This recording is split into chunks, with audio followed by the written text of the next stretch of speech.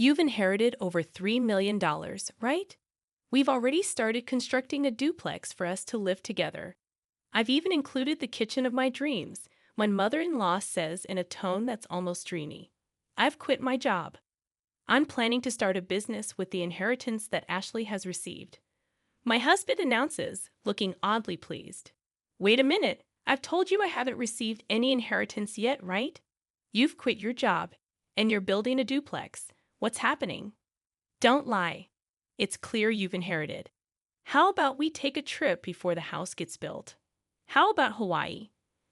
My father-in-law chimes in, adding to the growing confusion with my husband and my mother-in-law. What on earth are these people thinking? They want to use the precious inheritance I received from my mother and spend it on whatever they please. Even though I was filled with rage, I didn't know what to do. The story goes back a few months ago. My name is Ashley. I'm 38 years old and work as a high school teacher. I married David, an office worker who is 2 years older than me, 12 years ago. Soon after we got married, our only daughter Julie was born, and since then, my days have been filled with work and child rearing. Today is the day I'm visiting my hospitalized mother with my daughter. Oh, Grandma, it's been a while. Well, Julie, welcome. My mother lies in her bed, lovingly stroking Julie's hair. Her hand is noticeably thinner, and her complexion looks poor. Next to my mother's bed stands a middle-aged man wearing glasses and a suit. As I nod towards him, he returns the nod and leaves the room. Mom, who is that man? Just an acquaintance. Don't worry about it. More importantly, Ashley, are you still doing well? And David, is he well? My mother's eyes, a shade close to blue, sparkle softly as she smiles. She met my father, who ran an import-export business overseas, and came to the U.S. as his bride. Raising a child in a foreign country must have been hard, but my mother and father worked together to bring me up. One of the reasons I am able to work as a teacher today is because my mother taught me many things since I was small. I am deeply grateful to my parents who raised me with love in a wealthy family. After my father passed away a few years ago, my mother, now alone, fell ill and was hospitalized. She transferred the business to a relative, and now she spends her remaining days quietly in the hospital. I'm fine, Mom. Is there anything you need? Just having you and Julie come to see me is more than enough. After having such a conversation and spending a good amount of time talking with my mother, Julie, and I headed home. Julie talks to my mother about things that happened at school and the book she has recently read. She's at that tricky age of 10, but our relationship is good. Even if I take away my parental bias, I think she is a bright and honest child who is growing up well. We're home. Oh, welcome back. How's my mother-in-law doing? David asks as he greets us. Mom is as usual. How about you? Your seminar, was it? Oh, I heard some good stuff. Looking forward to the next one. Recently, my husband has been attending seminars on quitting his job and starting a side business. He must want more money, but the company he works for is not top tier. It's not bad, and with my salary, we are doing just fine. I find it distasteful when he is so greedy for money, which I suppose he gets from his parents. Ever since we got married, I've been put off by his parents' excessive stinginess and their habit of begging for small amounts of money whenever we see them, so I've been keeping my distance. They've never given Julie any Christmas gifts. Fortunately, my in-laws live far away, so we don't have to interact much, and my husband does well with household chores, so I guess it's okay. As long as I have my mother, my husband, Julie, and our modest but ordinary life, I'm content. Then one day, I got a call from the hospital. My mother's condition had suddenly worsened, and she was in critical condition. When my family rushed to the hospital, my mother was barely breathing. Mom? Grandma? No. Ashley, I always wanted you to be happy. Cherish Julie more than anything. I love you. In the end, those were my mother's last words. My mother, who raised me with all her heart alongside my father, adored Julie from the bottom of her heart. My mother's face in the coffin was peaceful, and all I could do was cry. Julie was by my side, crying with me. A little while after my mother passed away, an envelope arrived at our house. A law firm. Ashley was perplexed as she opened the envelope from an unfamiliar sender. Inside was a document stating, "I have been entrusted with your mother's will, which leaves all of her inheritance to you."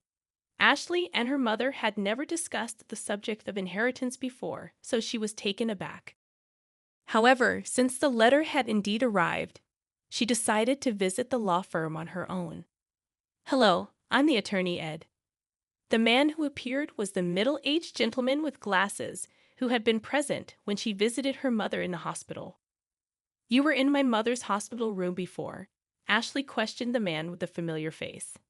"Yes, we met in the hospital room. Actually, from that time, I was entrusted by your mother." Hearing his kind voice, Ashley found herself on the verge of tears, and then she was shocked beyond belief. 500 million. Yes, Ashley. When your father passed away, you waived your right to the inheritance so your mother could receive it all. When you add that inheritance to your mother's personal assets, even after deducting taxes, this is the amount your mother has named you as the sole heir. My parents had indeed been wealthy, but I hadn't imagined that they had left such an inheritance. I had never asked my parents for money after getting married and avoided the topic of inheritance as it seemed unlucky. Feeling dizzy, I realized this must be an expression of love from my mother. With that thought, I left the procedures to Ed. "Your mother cared about you more than anything. She instructed me to assist you if necessary. Please feel free to discuss anything with me." "Thank you. I appreciate your help." Ashley bowed her head several times to Ed and left the room. Time passed, and it was around the time of her mother's 49th day memorial service. Her husband, David, began to frequently ask about her mother's inheritance. When they had married, her father was still running his business, so David was vaguely aware that they were wealthy. Each time she asked him to stop talking about it while she was still mourning, he would fall silent, only to subtly bring up the matter of money after some time. The worst were my in-laws. When they came to my mother's memorial service, my father-in-law said, "Ashley, if you are worried about the inheritance, we can help." Huh? Hey, we've had our fair share of disputes over inheritance. When unmarried siblings died, inheritance can be complicated. If you're troubled, feel free to talk about it. That's right.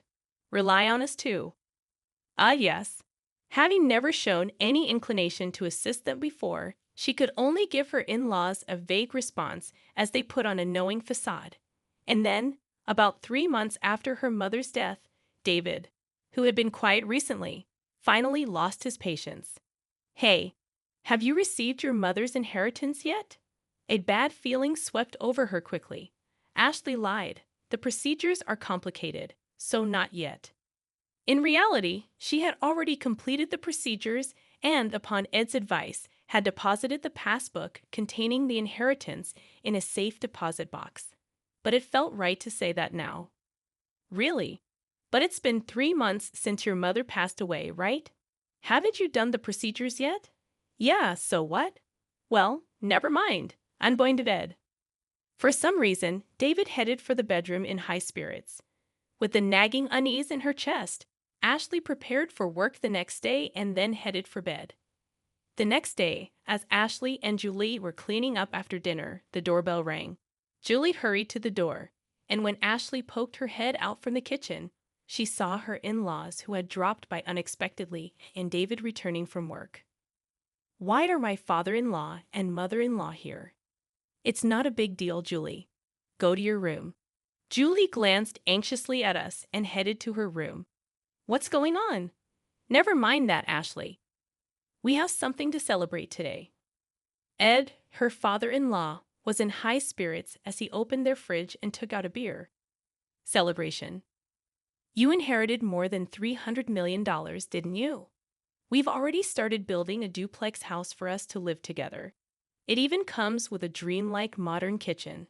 The one who spoke in the dreamy tone was her mother-in-law. "What? What are you talking about, Ashley?" "Be happy. We've decided to build a duplex house. We used half of our savings and the money that Mom and Dad have put aside for the down payment. The loan is under my name, but you can pay it all at once with your inheritance, right? Give back to the two of them. I quit my job. I decided to start a business using that inheritance you received. David, her husband, looked somehow satisfied as he said these words.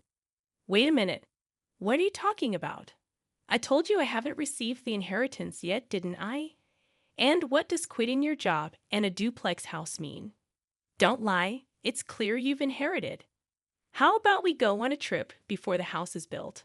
How about Hawaii? Amidst the escalating chaos, David and her mother-in-law were getting excited, agreeing with what Ed said. Then David said, laughing scornfully, "You're stingy, Ashley.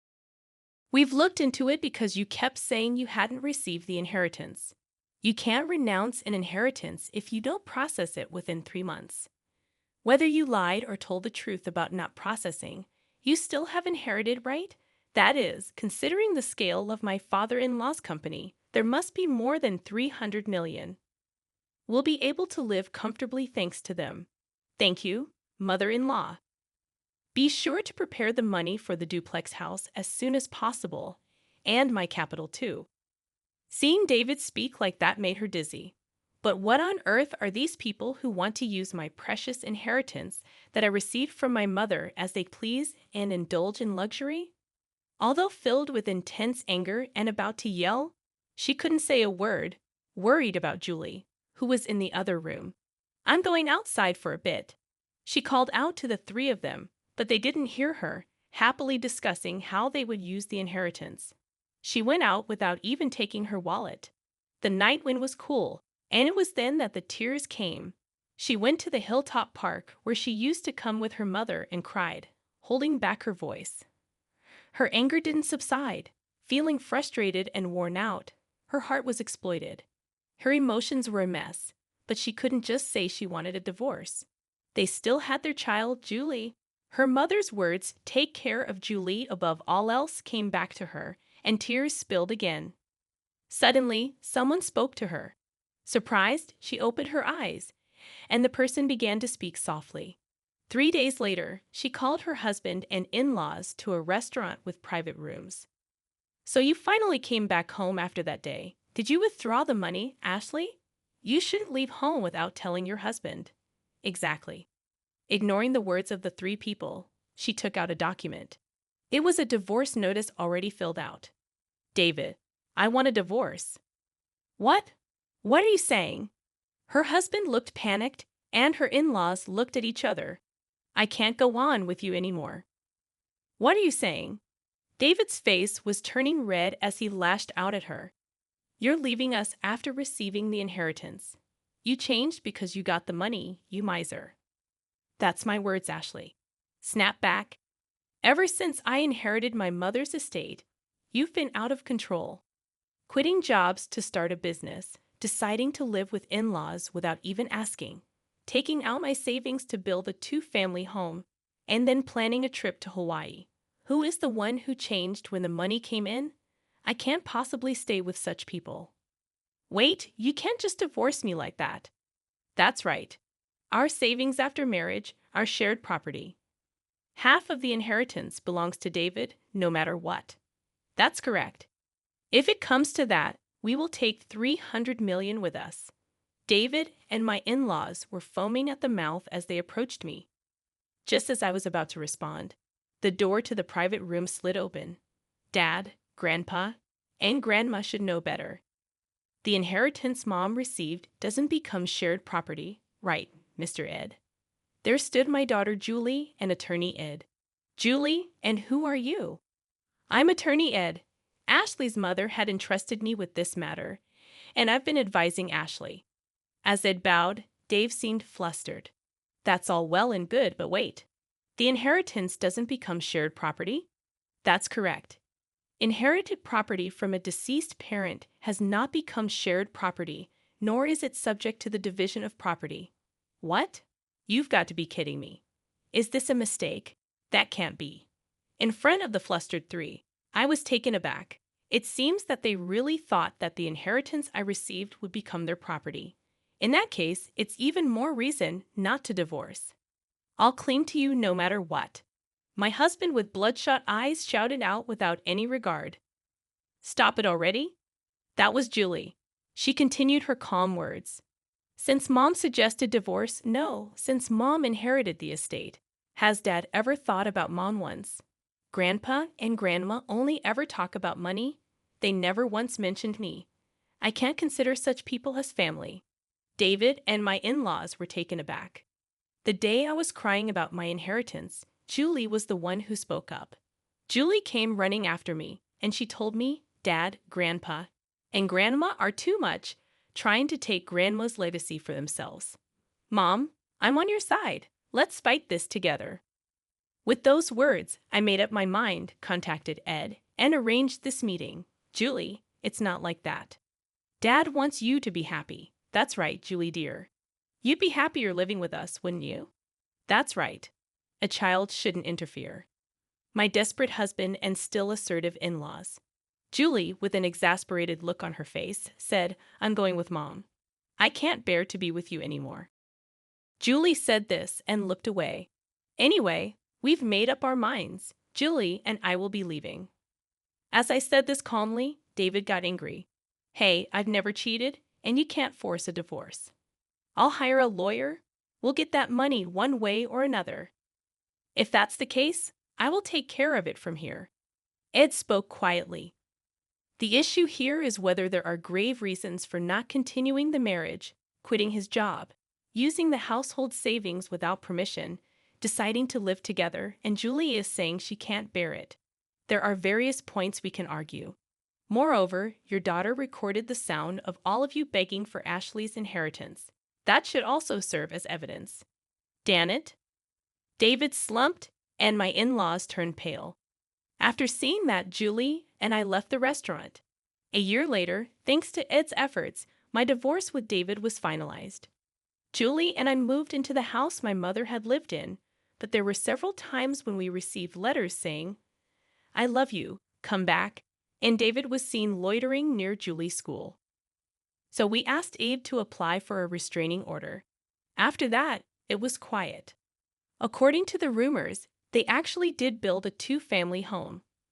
My already retired in-laws had to work in a factory, and although David looked for work, he couldn't find any and is now doing manual labor. I heard from the neighbors that there were constant arguments in the new two-family house because of their troublesome fights. They became disliked by everyone in the neighborhood. Julie and I are still living peacefully, helping each other. A while ago, Julie said, I want to study abroad in the country where Grandma grew up, so it cut ties completely with my ex-husband. We made up our minds to move overseas. We used a bit of my mother's inheritance, but I'm sure she would be pleased.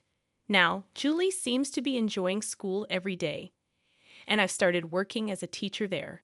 I hope these peaceful days continue.